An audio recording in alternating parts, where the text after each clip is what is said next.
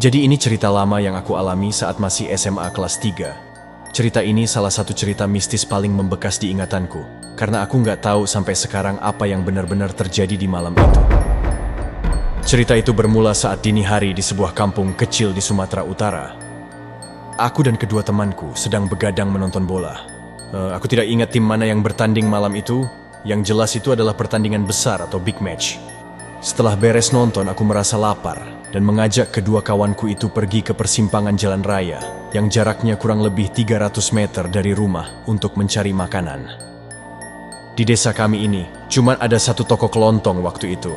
Toko ini juga sering ngadain nobar bola untuk orang-orang desa. Jadi kami berpikir itu toko masih buka karena ada laga big match bola hari itu. Kami akhirnya sepakat akan pergi ke sana. Di luar dugaan, ternyata toko itu tutup. Kami agak heran karena biasanya toko itu buka sampai dini hari kalau ada pertandingan bola.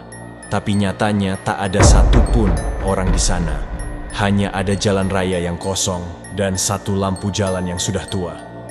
Dengan sedikit kecewa, kami sebenarnya pengen balik ke rumah.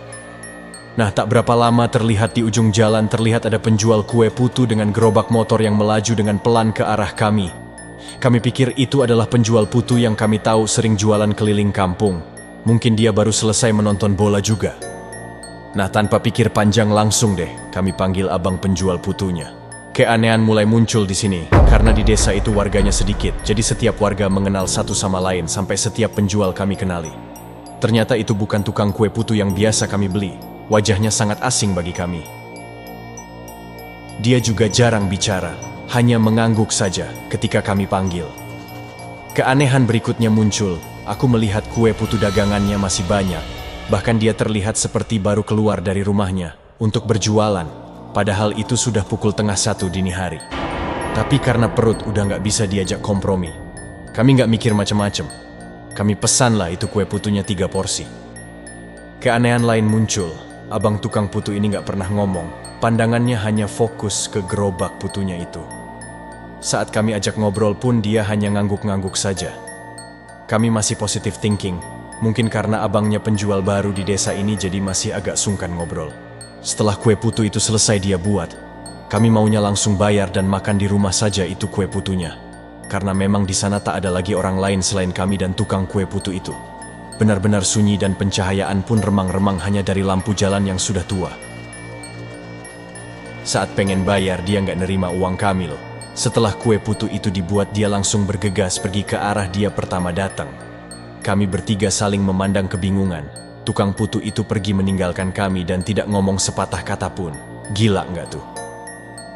Terlihat dia pergi meninggalkan kami dan lama-kelamaan hilang dari pandangan bagaikan ditelan malam yang gelap dan dingin. Melihat itu kami langsung lari sekuat tenaga menuju rumah. Sesampainya di rumah ketakutan bercampur bingung merajai pikiran kami saat itu. Kenapa uang kami tidak diterima? Kenapa dia nggak pernah ngomong? Dan kenapa ada tukang kue putu yang jualan dini hari di tempat yang nggak ada orang sama sekali? Semua pertanyaan itu muncul di pikiran kami bertiga. Di tengah kebingungan, salah satu temanku berkata sambil menahan tangis. Dia mengatakan dia sempat makan satu kue putu itu pas baru selesai dibuat tadi. Mendengar itu, kami makin ketakutan setengah mati. Kami langsung membuang kue putu yang masih berada di tangan kami sambil menahan tangis karena takut. Tak satu pun dari kami bisa tertidur setelah kejadian itu. Kami melewati sisa malam itu dengan berbaring sembari memandang langit-langit rumah dengan pikiran yang sudah kacau balau. Singkat cerita pagi pun tiba, kami menceritakan semua kejadian itu ke orang tuaku. Sambil menangis kami ceritakan semua keanehan itu. Kami hanya disuruh berdoa kepada Tuhan agar dijauhkan dari segala mara bahaya dan perbuatan iblis. Setelah itu kedua kawanku disuruh pulang ke rumah masing-masing. Rumah kami bertiga jaraknya tidak terlalu jauh. Ya tipikal pemukiman warga kampung lah, rumah-rumah yang mengelompok satu sama lain. 3 hari setelah kejadian, tak ada hal aneh lain yang muncul. Sampai suatu malam, sekitaran jam 7 malam, terdengarlah suara peluit kue putu dari luar rumah. Aku sontak langsung mengintip lewat jendela, ingin melihat penjualnya. Ternyata itu tukang kue putu yang kami kenal yang biasa kami beli. Sebut saja namanya Pak Mamat. Tanpa pikir panjang aku berlari ke rumah ketiga kawanku untuk menceritakan kisah kami itu ke penjual kue putu yang kami kenali ini. Setelah kami ceritakan, muncullah keanehan baru. Ternyata Pak Mamat baru balik dari kampung halamannya selama 1 minggu di Jawa dan baru berjualan lagi malam ini. Dari pengakuan Pak Mamat, tak ada penjual kue putu lain selain dia di desa, bahkan di satu kecamatan kami. Nah lo, lantas siapakah yang kami temui di dini hari itu? Mendengar pengakuan dari Pak Mamat itu membuat kami flashback lagi ke kejadian dini hari itu. Ketakutan kami muncul kembali. Pak Mamat menyarankan kami untuk pergi ke dukun mencari petunjuk apa yang sebenarnya terjadi.